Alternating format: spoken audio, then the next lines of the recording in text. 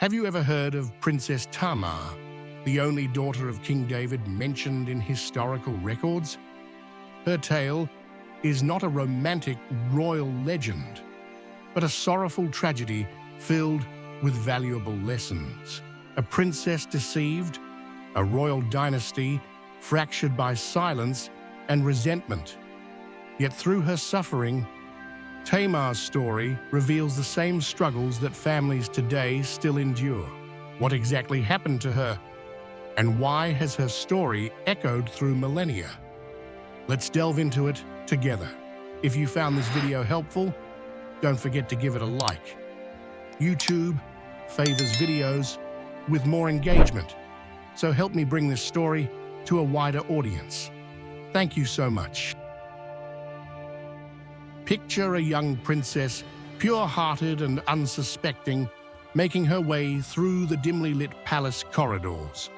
Her footsteps reverberate as she approaches her half-brother's chamber, carrying only innocent trust.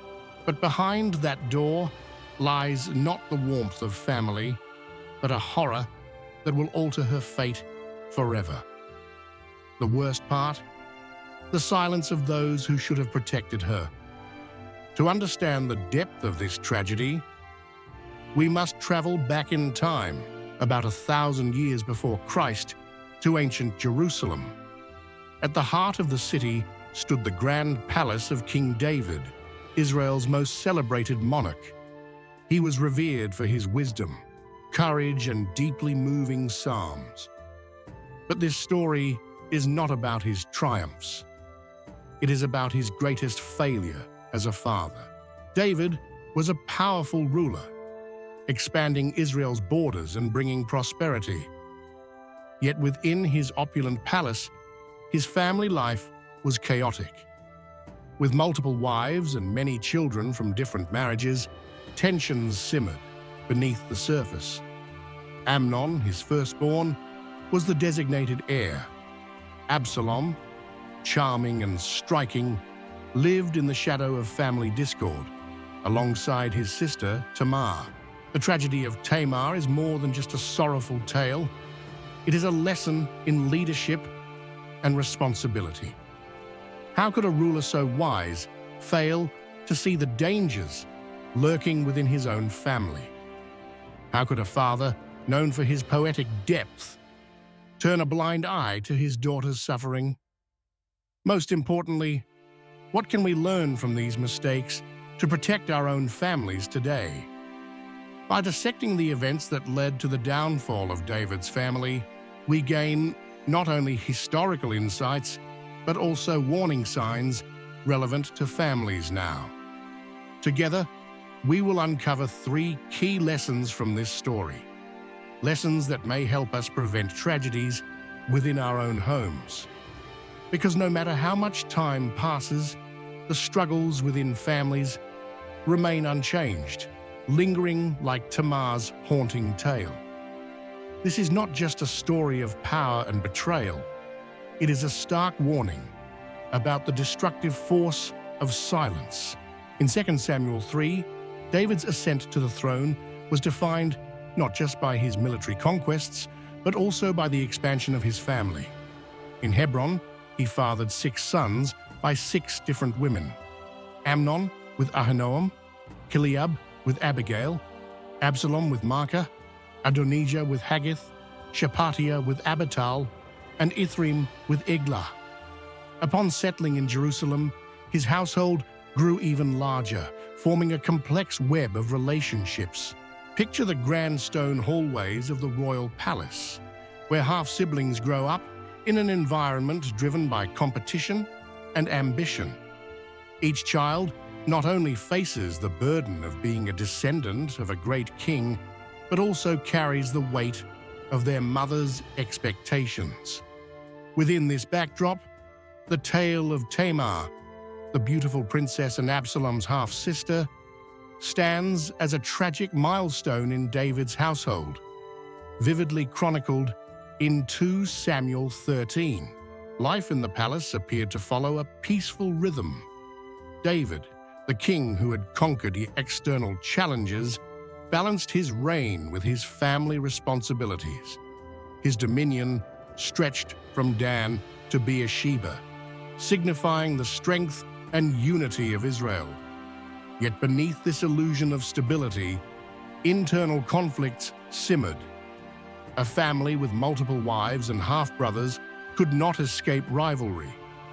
Each prince gathered his own supporters, fostered personal ambitions, and prepared for the unavoidable conflicts ahead. Amnon, the eldest son, held the highest privileges and authority, whereas Absalom, with his charm and strong will, showed early signs of defiance. Tamar, a sheltered princess, lived a protected life, yet her destiny took a tragic turn when Amnon developed an inappropriate passion for her. Another key character in this story is Jonadab, the nephew of David and a close confidant of Amnon, described as shrewd yet morally ambiguous. Jonadab played the role of a trigger, accelerating the brewing family tensions into an inevitable disaster. He symbolized those who exploit fragile family dynamics for selfish interests, particularly in environments prone to internal fractures. The tragedy of Tamar is more than just a tale of personal misjudgment. It serves as a warning about family responsibility. As Proverbs 22:3 reminds us, "The prudent see danger and take refuge, but the simple keep going and pay the penalty."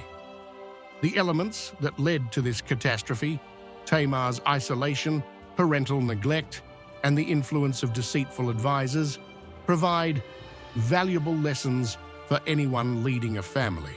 Engrossed in his duties as king and perhaps blinded by the apparent harmony in his household, David failed to notice the underlying tensions among his children. The man who skillfully managed the affairs of an entire nation overlooked the dangers lurking within his own home. The Bible in Deuteronomy 6:6-7 emphasizes that parents must guide their children at all times, at home, on the road, when lying down, and when getting up. Yet overwhelmed by his vast responsibilities and the complexities of a large family, David failed to uphold this sacred obligation. The pieces of a looming tragedy began falling into place, not only deeply wounding a young woman, but also setting off a chain of events that would throw an entire kingdom into disorder. It all started with a gaze filled with desire and a sinister scheme. According to 2 Samuel 13:2, the Bible depicts Amnon, David's firstborn son, becoming so obsessed with his half-sister Tamar that he fell ill. His feelings were not those of a caring brother, but rather an unhealthy infatuation that consumed him, robbing him of reason. As the crown prince, Amnon was accustomed to having all his wishes fulfilled. But this time, his obsession fixated on someone he was forbidden to desire. The situation took a darker turn when Jonadab entered the narrative. In 2 Samuel 13:3, he is described as intelligent but devious. Observing Amnon's misery, Jonadab approached him with an air of concern and asked, "Why do you, the king's son, look so weak morning after morning? Why not tell me?" This seemingly casual inquiry paved the way for a sinister plan.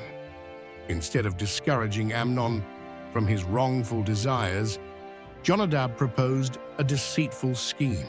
He advised, "Lie down and pretend to be ill. When your father comes to see you, ask him to have Tamar prepare food for you." This was a simple yet cruel plan, designed to exploit the family traditions of that time, where women were often expected to care for the sick. Jonadab, with his cold and calculated mind, set up the perfect trap. He understood that neither David nor Tamar would question what appeared to be a harmless request from an ill brother. Once the plan was put into action, Amnon's depravity was exposed.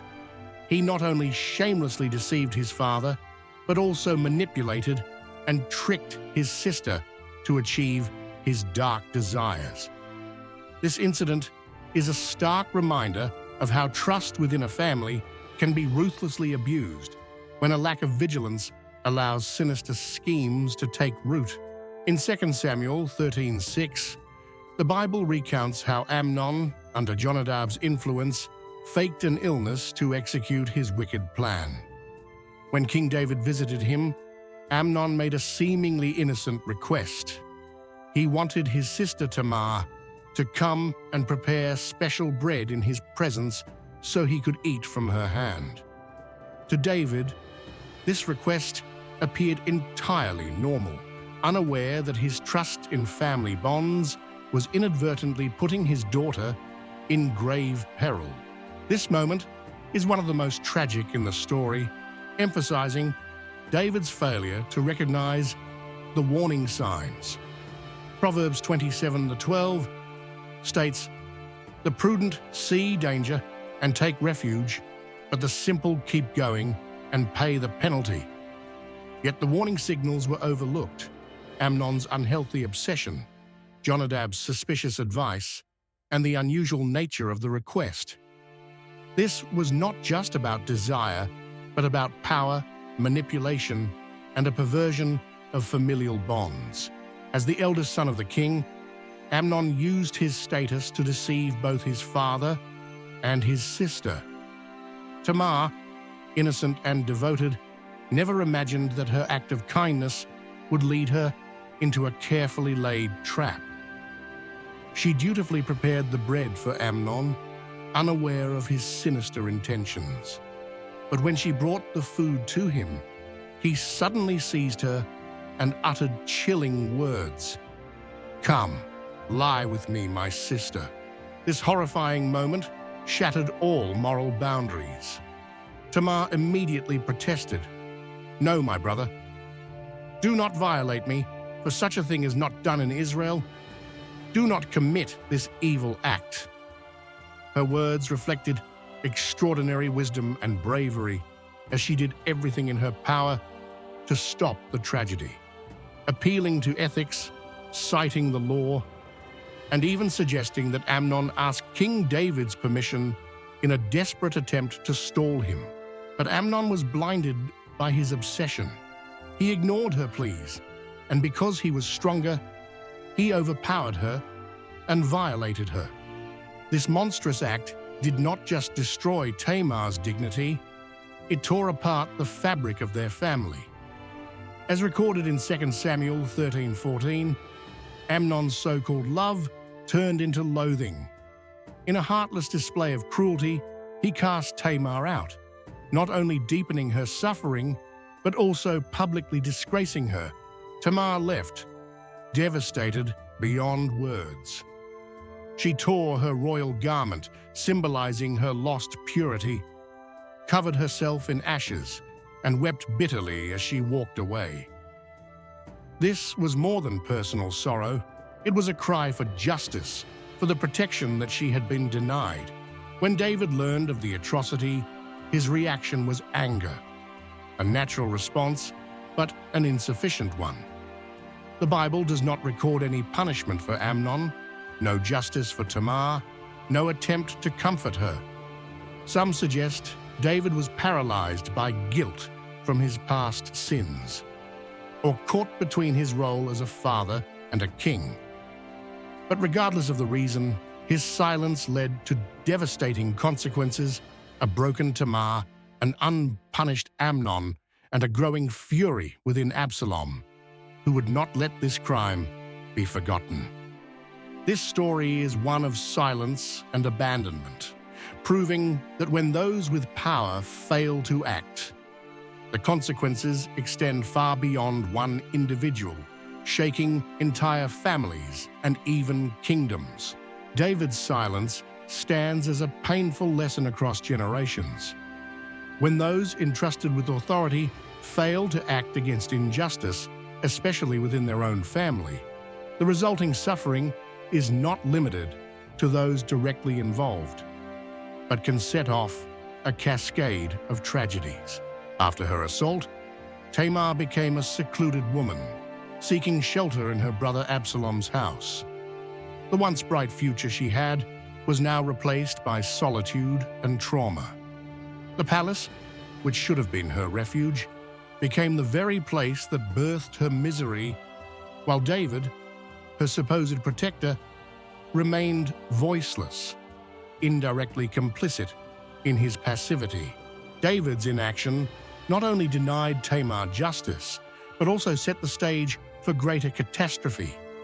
As Ecclesiastes 8:11 warns, because the sentence against an evil deed is not executed quickly, the hearts of the sons of men are given fully to do evil. David's hesitation enabled Absalom to nurture his resentment and carefully devise his revenge. In 2 Samuel 13:22, the Bible recounts how Absalom refrained from speaking to Amnon, neither in kindness nor in anger, but inwardly his heart was filled with hatred for what Amnon had done to Tamar. Unlike David's inertia, Absalom's silence was calculated. He harbored his grudge for 2 years, silently laying the groundwork for his vengeance. 2 years later, as described in 2 Samuel 13:23, Absalom finally carried out his scheme. He organized a sheep-shearing festival, a traditional event marked by extravagant feasts. Disguising his true intentions, he invited all of David's sons, even extending the invitation to the king himself, though he anticipated David's refusal. When David hesitated about Amnon's attendance, Absalom insisted, making his brother's presence seem like a natural request. "If the king will not come, then let my brother Amnon come with us." In reality, this was Amnon's death warrant. At the banquet, as Amnon became drunk, Absalom instructed his servants with chilling precision, "When Amnon is merry with wine, strike him down." The moment of reckoning arrived swiftly and mercilessly. The remaining royal sons, terrified for their lives, fled on their mules, leaving behind a blood-soaked feast of terror. David received the news in a wave of panic. Reports initially claimed Absalom had killed all his sons. The rumor spread like wildfire, distorting the truth.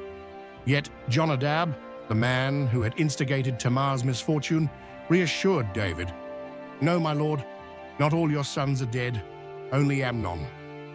In a bitter twist of irony, the architect of disaster now posed as the bearer of rationality.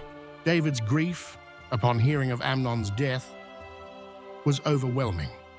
He tore his garments, collapsed to the ground, and sank into sorrow and remorse. Yet this very moment underscored a harsh reality. His prolonged silence had been the root of all these tragedies.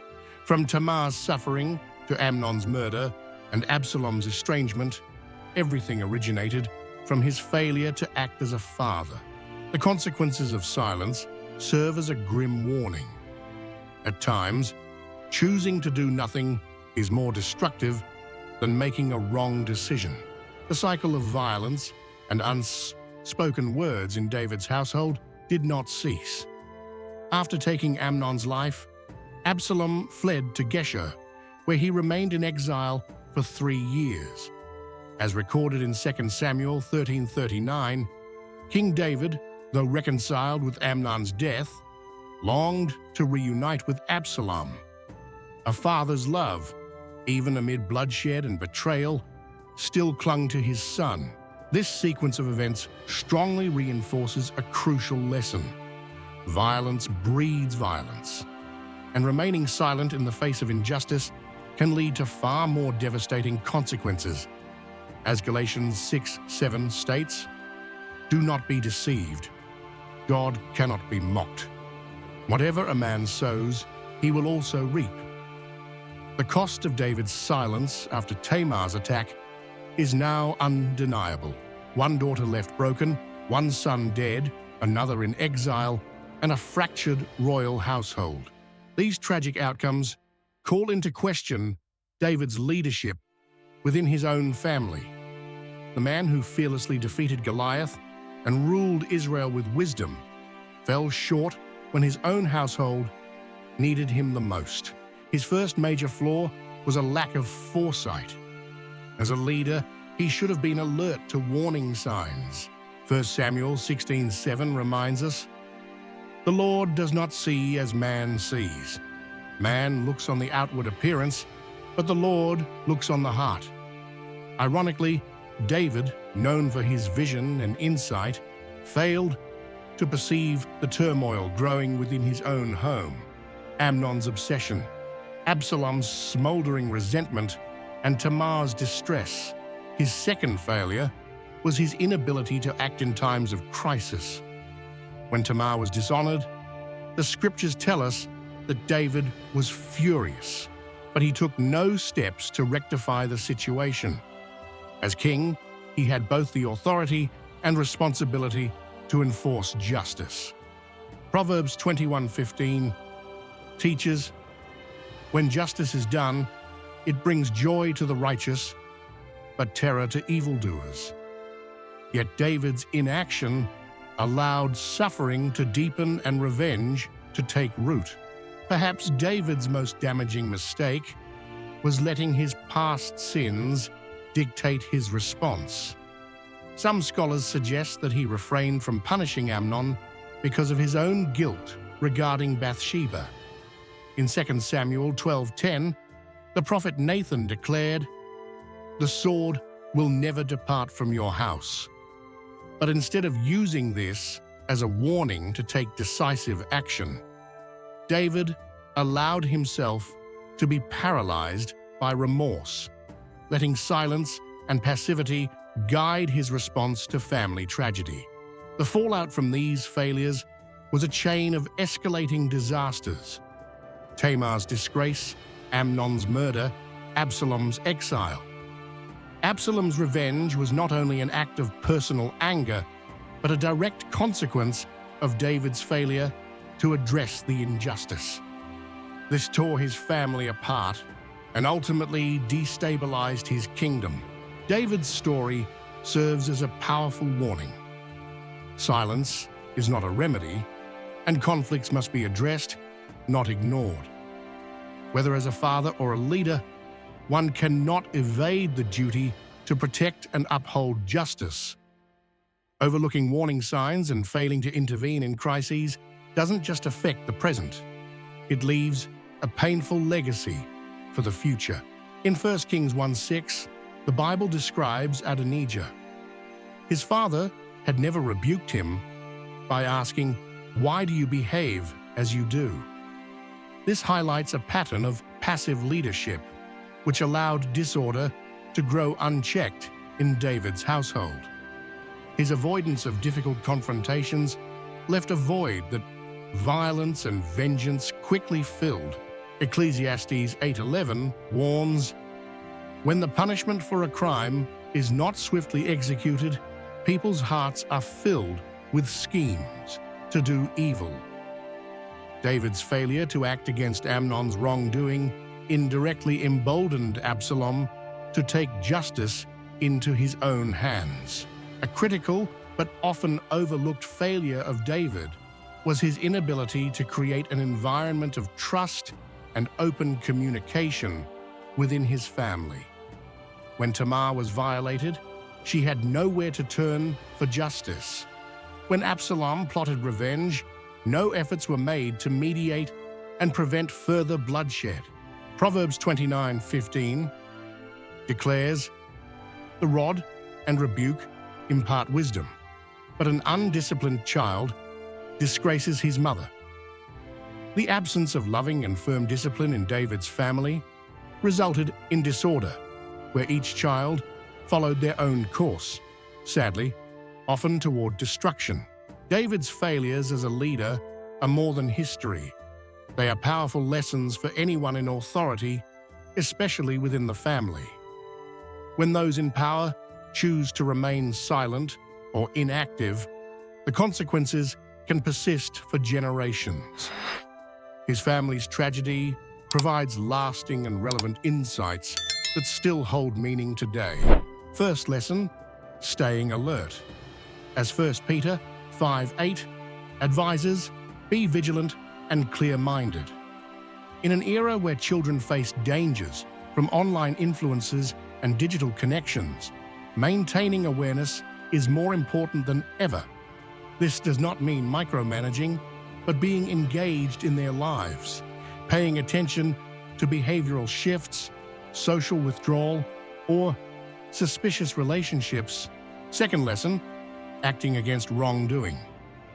David's lack of response to Tamar's suffering highlights that ignoring injustice is a form of participation in it. James 4:17 states, "To him who knows to do good and does not do it, to him it is sin." Families today must encourage open dialogue, establish clear rules, and take immediate action when faced with warning signs of harm. Third lesson, ending cycles of violence. David's household was caught in a pattern of lust, violence, and vengeance, affecting each generation. Galatians 6:7-8 warns, "Whatever a man sows, that he will also reap." Breaking this cycle requires identifying toxic dynamics, fostering forgiveness along with justice, and creating a space where emotions can be expressed safely. Fourth lesson, leading with presence. Proverbs 22:6 teaches, "Train up a child in the way he should go, and he will not depart from it when he is old." True leadership is more than physical presence. It involves emotional and moral investment. Parents must model the values they wish to instill, enforce discipline with care, and create a nurturing environment. David's family tragedy reminds us that avoiding issues does not solve them. The lessons from his story serve as a call to action, to protect loved ones and build a strong foundation for future generations. Even today, his story is deeply relevant, particularly in cultivating a stable family. Genuine involvement in children's lives is crucial, not just watching from afar, but actively demonstrating values, strengthening family bonds, providing support in hardship, and ensuring the well-being of the most vulnerable are essential. Another key takeaway is the importance of speaking up. No family should let fear, shame, or the need for appearances prevent them from protecting one another.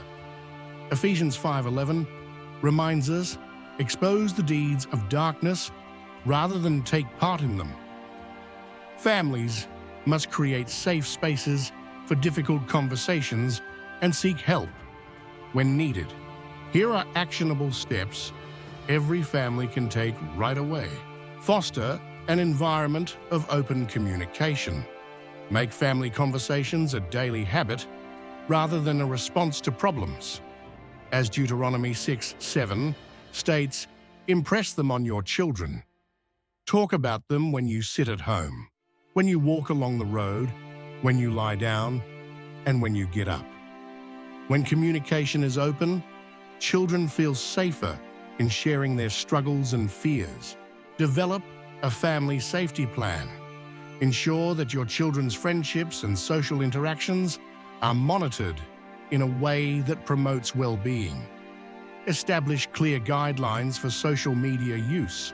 Prepare emergency response strategies and keep essential contact information readily available. A solid plan not only protects children, but also provides peace of mind to the entire family. Seek professional counseling when needed. Just as we schedule medical checkups, regular consultations with family counselors or therapists can help prevent minor issues from escalating into major crises.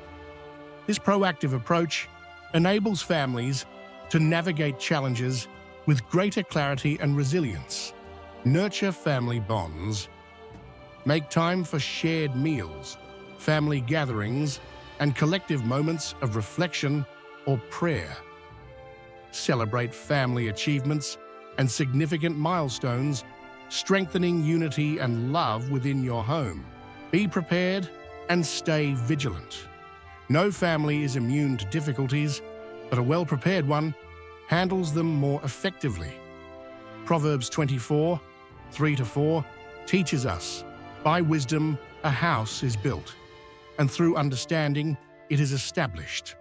Through knowledge, its rooms are filled with rare and beautiful treasures. Preparation and awareness not only prevent potential harm, but also create a solid foundation for a thriving household. The story of Tamar illustrates how devastating the price of silence can be. Being proactive, courageous, and attentive to family needs fosters an environment where trust and security flourish. These principles empower families to withstand hardships and build a stronger future. The tale of Tamar, Amnon, and David is not just an ancient history lesson. It reflects the very struggles families encounter today. Silence shattered a royal dynasty, and it continues to endanger modern households. But unlike Tamar, we do not have to suffer in isolation. Unlike David, we are not bound by our past failures. And unlike Amnon and Absalom, we do not have to let unchecked emotions dictate our family's futures.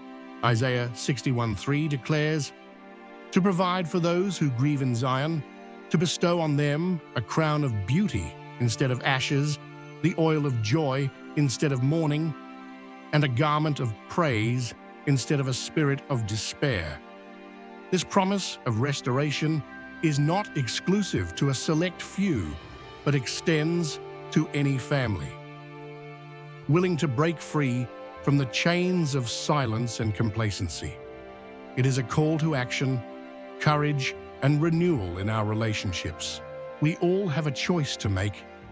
Will we follow in David's footsteps, remaining silent in the face of injustice? Or will we become guardians and catalysts for change within our families? The cost of silence is too steep to ignore. When we fail to speak up and act when necessary, the consequences echo far beyond one generation, impacting many to come. Now is the time to break the silence, for it is through speaking out, taking action, and standing up for one another that we establish the foundations of healing and restoration. Breaking the silence is not just a step toward preventing future tragedies. It marks the beginning of renewed hope, love, and familial unity. Tamar's story is not just a distant tragedy, it is a cautionary tale for today, a lesson about the dangers of silence, the weight of responsibility, and the redemptive power of forgiveness. If this message resonates with you, don't forget to like this video and subscribe for more insightful historical lessons. And please share this story so others can learn from Tamar's experience. Thank you for watching, and see you in the next video.